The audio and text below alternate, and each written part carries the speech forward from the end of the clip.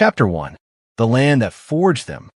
Imagine a land of jagged mountains that plunge straight into icy seas. A place where winter lasts half the year and the summer sun barely sets. This is Norway 1,000 years ago. From these unforgiving fjords came a people who would terrify kings, discover continents, and rewrite the history of the world. They were farmers, shipbuilders, traders, and when the time came, the most feared raiders Europe had ever seen. You probably know them as Vikings, but what you're about to hear in the next hour is the real story. No horned helmets, no Hollywood myths, just the raw truth of how ordinary men and women from the north became global legends. The true origins of the Vikings, from Norwegian fjords to global raiders. Welcome to Saga in Stone. Let's set sail. Look at a map of Scandinavia. Denmark is flat and fertile. Sweden has vast forests. But Norway? Norway is a wall of rock and ice. 2,000 kilometers of coastline, sliced by deep fjords that act like highways straight into the heart of the country. This geography did two things.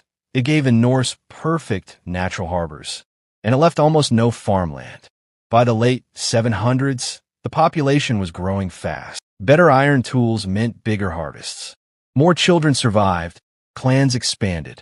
But the mountains don't move.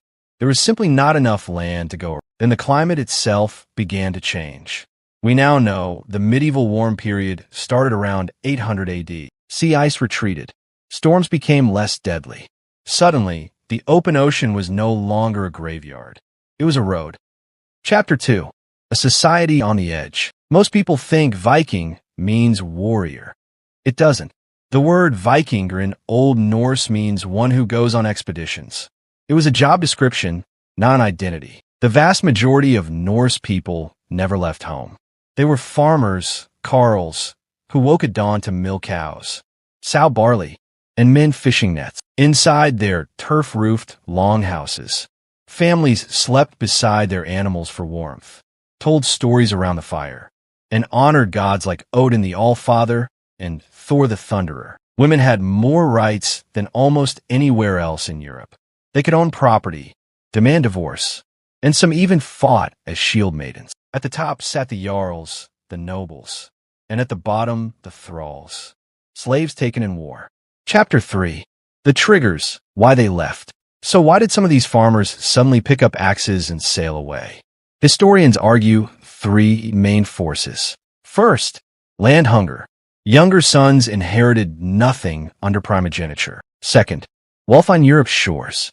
Monasteries full of silver, poorly defended. Third, the ships. Without the revolutionary longship, none of this happens. Chapter 4. The ships. That changed history.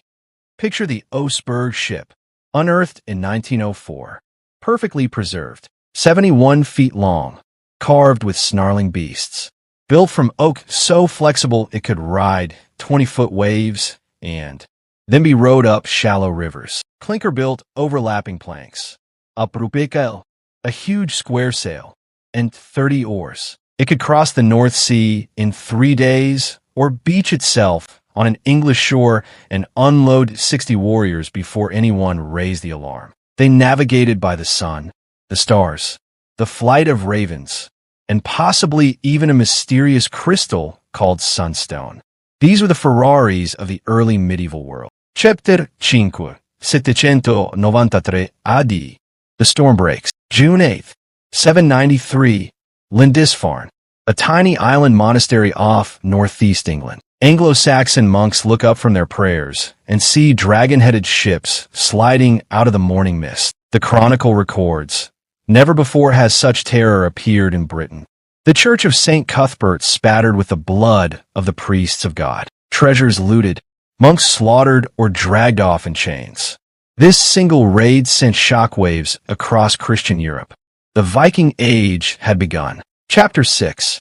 From hit and run to conquest. What started as summer raiding quickly escalated. In 865, the Great Heathen Army, thousands of warriors, many from Norway, landed in England seeking not just loot but land. Within 15 years, they had carved out the Danelaw, a Viking kingdom that covered half of England. Others sailed west to the empty volcanic island they named Iceland, then on to Greenland, and finally, 5 centuries before Columbus, to the shores of North America. Chapter 7. The End and the Legacy.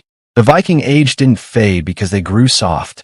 It ended because Europe changed. Stronger kingdoms, stone castles, and the spread of Christianity made raiding less profitable. The final curtain fell in 1066 at Stamford Bridge, where the last great Viking king, Harald was cut down trying to claim the English throne. Yet their blood still flows in millions of us today, especially here in Britain and in modern Norway. Place names like Grimsby, Whitby, and Derby betray Norse roots.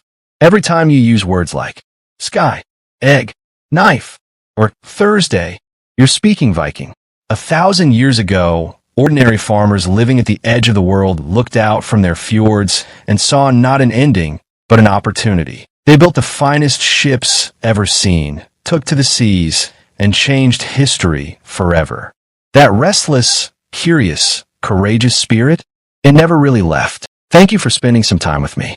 If you enjoyed this journey, hit that like button, drop your favorite fact in the comments, and subscribe, because next time we're diving into the real lives of Viking women warriors.